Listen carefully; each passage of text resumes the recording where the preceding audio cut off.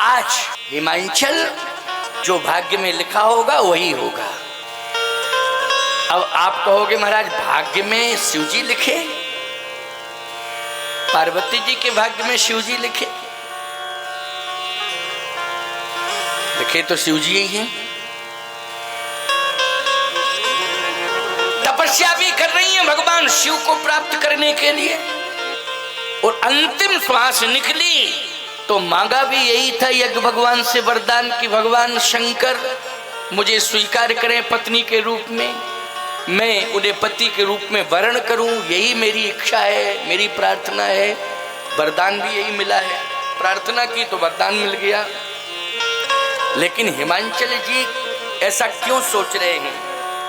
इसलिए सोच रहे हैं कि जारेऊ काम महेश, भगवान शंकर ने काम को जला दिया है। बोलो जलाया कि नहीं जलाया? और जिसने काम को जला दिया हो विवाह से क्या लेना, कोई मतलब नहीं विवाह से। और पार्वती जी क्या कह रही हैं? अब सुनिए आप मेरी बात। वाह, इसलिए तो कहता हूं कि ये महाशिवरात्रि साधारण नहीं है। महाशिवरात्रि आपको उपासना से जोड़ती है, वासना से दूर करती है। ये महाशिवरात्रि किससे जोड़ती है? महाशिवरात्रि उपासना से जोड़ती है, वासना से दूर करती है। विवाह तो बहुतों के होते हैं, लेकिन शिव पार्वती जैसा विवाह नहीं, सीता राम जी जैसा विवाह नहीं। संसार के विवाह होते हैं, उन विवाहों में ईमानदारी के साथ बताओ, उपासना। आज कितनी छीछा लेदर कर रहे हैं विवाह में उपासना की। ये नाच गाने ढोल नगाड़े के पीछे मुहूर्त ही निकल जाता है पानी ग्रहण वाला। गलत नहीं कह रहा हूं मैं। वो बेचारा पंडित जो है कहता है अरे क्या कर रहे हो, समय निकल रहा है। अरे चुप करो, रोज रोज होता है विवाह। अरे भले आदमी रोज रोज विवाह होता है, जो मुहूर्त है वो निकल ना जावे, उसका ध्यान रखो। बेचारा पंडित कहता रहता है, कोई सुनता ही नहीं है। और सुनते किसकी हैं? बैंड बाजे वालों की। उसी के सामने ऐसे ऐसे करने लगते हैं। पंडित की सुन नहीं रहे हो और महुअर के सामने नाच रहे हो। वैदिक मान्यताओं को प्राथमिकता देना चाहिए विवाह में, तभी परिणय में शांति होगी। और वैदिक मान्यताओं के साथ खिलवाड़ करोगे तो दाम्पत्य जीवन सुखी नहीं रहेगा। मैं बार बार इस बात को कह रहा हूं। इसलिए रो रहे हो, परेशान कर रहे हो, कहते हो महाराज क्या हो गया, बहू बेटे आराम से रहते ही नहीं। आराम से क्या रहे जब मुहूर्त ही निकलवा दिया तुमने पूरा। अब आराम से क्या रहे? बोलो भाई, गलती तो तुम्हारी है, तुम्हें ध्यान देना चाहिए था। बोलो देना चाहिए था ध्यान कि नहीं? लेकिन उस समय कुछ सांसारिक आनंद की अनुभूति करते रहे, नाच गाने में लगे रहे। पता नहीं खुशियां, अरे खुशियां मनाना चाहिए, लेकिन कम से कम देव पूजन समय से हो, देव आवाहन समय से हो। आवाहन गणेश जी का हो रहा है, इतनी गोला बारूद छूट रही है कि गणेश जी बेचारे बीच से चले गए। ये कारगिल के मैदान में जावे हम भाई, कारगिल के मैदान में जावे हम। मैं गोला बारूद का विरोध नहीं कर रहा हूं, मैं किसी के धंधे पर कोई प्रहार नहीं कर रहा हूं कि लोग गोला बारूद आतशबाजी लोग कहें कि देखो ये महात्मा आए और इन्होंने हमारे व्यापार पर एक टांग अड़ा दी, व्यापार को हमारा चौपट करने में लग गए, दुनिया की टिप्पणी करने लगे, हमारा व्यापार ही चौपट करना चाहते हैं। नहीं नहीं नहीं, व्यापार तुम और भी कर सकते हो प्यारी, ऐसी बात नहीं है। विस्फोटक व्यापार, इसके अलावा कोई व्यापार नहीं है। तुम्हारे पास कोई व्यापार ना हो, हम तुम्हें व्यापार दे रहे हैं, हम तुम्हें व्यापार दे रहे हैं। लेकिन तुम सोच रहे हो कि ये व्यापार ऐसा है कि 10 रुपए की बारूद और 100 रुपए में सप्लाई। सावधान! वो व्यापार, उन व्यापारियों का मैं विरोध कर रहा हूं। ये शराब वाला व्यापार बंद करो, ये बारूद वाला और नशे वाला शराब वाला बंद करो। इसलिए कि 10 रुपए का मटेरियल हम 200 रुपए में बेचेंगे। और सबको जहर पिला करके सड़कों पे सुलाएंगे, जहर पिला करके। चाहे सरकार हो और चाहे सामान्य किसी का व्यापार हो, ये नशे वाला व्यापार का मैं इस मंच से विरोध कर रहा हूं, खुल के विरोध कर रहा हूं।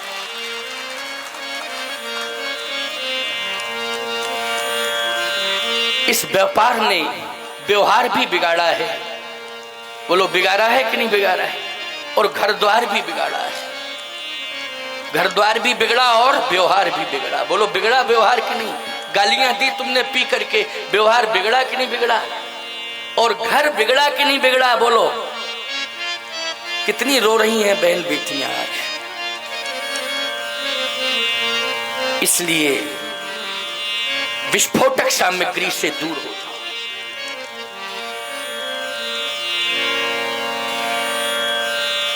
तुम्हारे पास बहुत पैसा है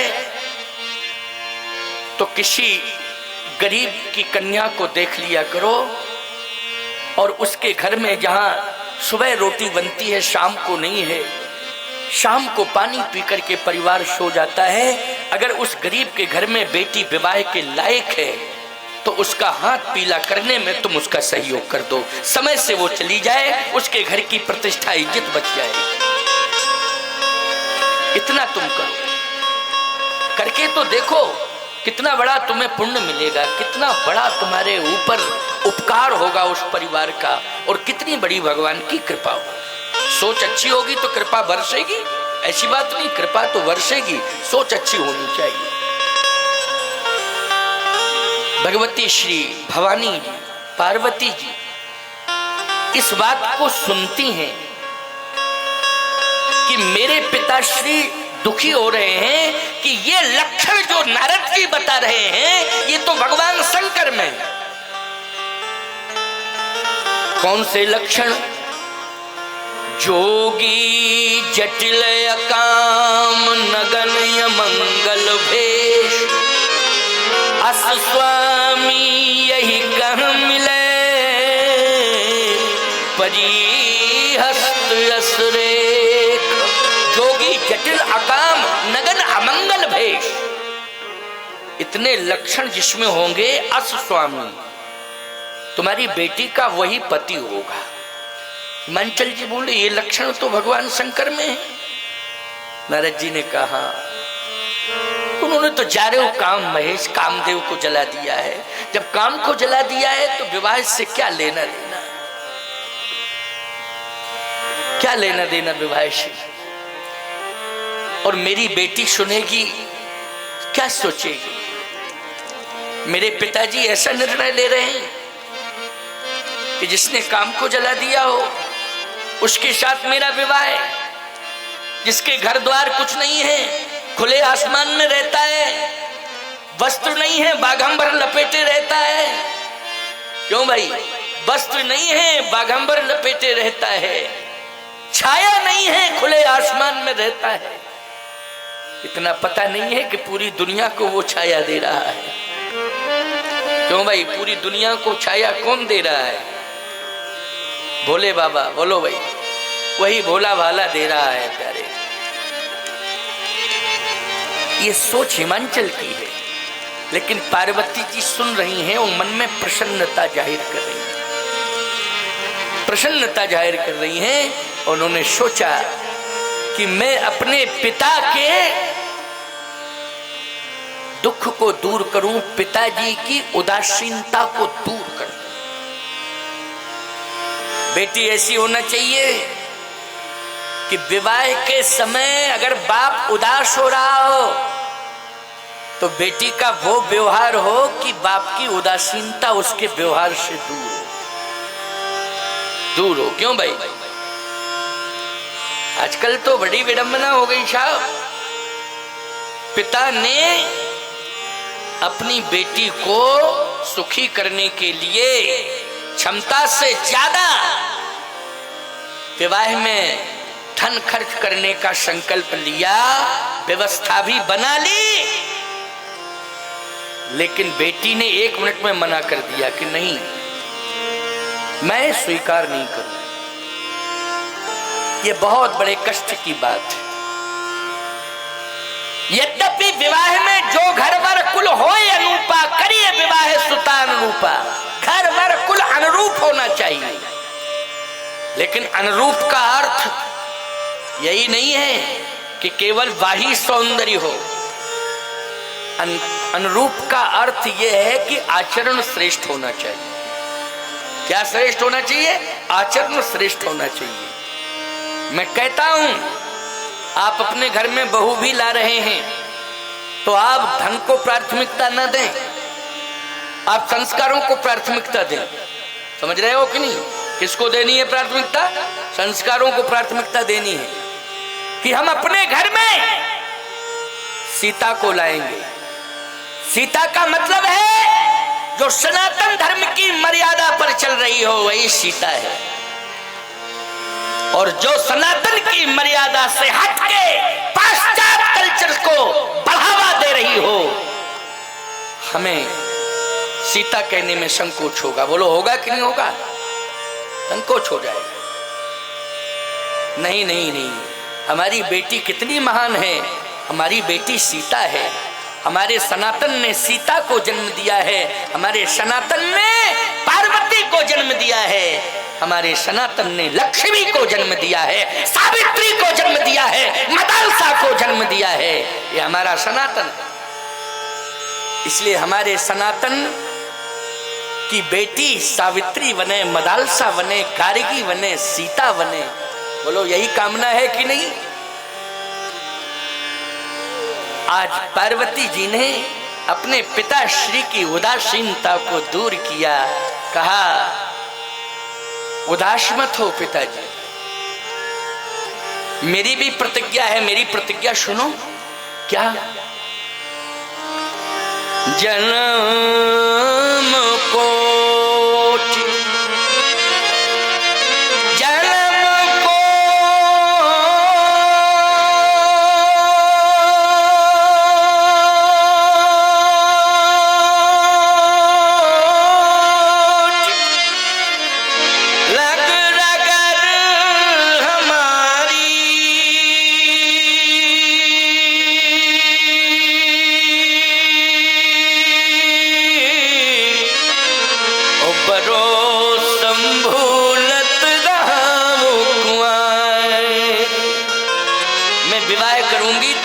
शंकर के साथ ही करूंगी, नहीं तो जिंदगी भर कुंवारी रहूंगी। याद रखना, एक बात और कहती कि बार बार ये बात आती है, जाने काम महेश। तो हे पिताश्री, संसार में जिसका काम से संबंध होगा, पार्वती उसे कभी स्वीकार नहीं करेंगी। जिसका काम से दूर होकर राम से संबंध जुड़ गया हो, वही मेरा पति। और संसार में ऐसे भगवान शंकर ही हैं जिनका 24 घंटे राम से संबंध। क्यों भाई? तुम पुण्य राम राम दिन राति, शादर जपहु अनंग अराती। मैं उसी का वर्ण करूंगी जो दिन रात राम राम राम राम जपता है, उसी का मैं वर्ण। और ऐसे संसार में अगर हैं तो भगवान शंकर हैं। इसलिए उन्हीं को प्राप्त करने के लिए मैं तपस्या कर रही हूं। लेकिन वो विवाह स्वीकार करें तब ना। नारद जी ने कहा, पार्वती की तपस्या विवश कर देगी। तपस्या क्या कर देगी? विवश कर देगी। मैं एक बात कहता हूं, जिसका जीवन साधना युक्त होता है, जिसका जीवन सादा और साधक।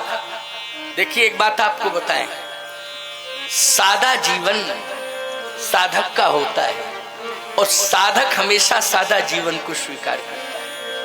सादा जीवन, उच्च विचार, यही साधक के लक्षण होते हैं, है ना।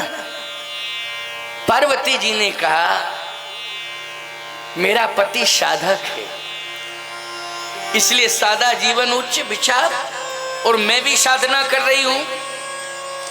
अब आपके मन में अगर ऐसा लग रहा है कि वो स्वीकार करते हैं, विवाह करेंगे कि नहीं, विवाह को स्वीकार करते हैं कि नहीं, तो नारद जी ने विश्वास दिलाया नारद जी ने कहा जो तपस्वी होते हैं ना, परमात्मा उनके मन की इच्छा की पूर्ति करता है। जो तपस्वी होते हैं परमात्मा उनके मन की इच्छा की पूर्ति करता है। जो उनके मनोरथ होते हैं ना उनको परमात्मा पूर्ण करता है। और जो तपस्वी होते हैं उनके मनोरथों में उपासना ही रहती है। क्यों भाई, रहती है कि नहीं रहती? क्या रहती है? उपासना रहती है। जो तपस्वी होते हैं, पार्वती जी की तपस्या आज उपासना की ओर प्रेरित कर रही है और उपासना का ही वर्णन करना चाहती है। याद रखना, तपस्या पार्वती जी की, उपासना सबसे बड़ी किसकी है? भगवान शंकर की है। प्रयास कौन करेगा? का इसमें पिता प्रयास नहीं करेगा, परम पिता प्रयास करेगा। समझ में आई बात की नहीं? हिमांचल जी को चिंता मुक्त कर दिया, बोलो कर दिया नहीं? चिंता मुक्त। तुम पिता हो, नारद जी ने कहा तुम पिता हो, तुम्हें प्रयास नहीं करना है। पार्वती के विवाह में तो परम पिता प्रयास करेगा, और परम पिता अगर प्रयास करेगा तो बोलो भाई भगवान शंकर को स्वीकार करना पड़ेगा कि नहीं? ये तो आज्ञा होगी, आदेश होगा, पालन करना ही पड़ेगा। क्या हिमांचल ने कि परम पिता ने किया? परम पिता ने किया, भगवान ने किया। क्या कहा भगवान ने?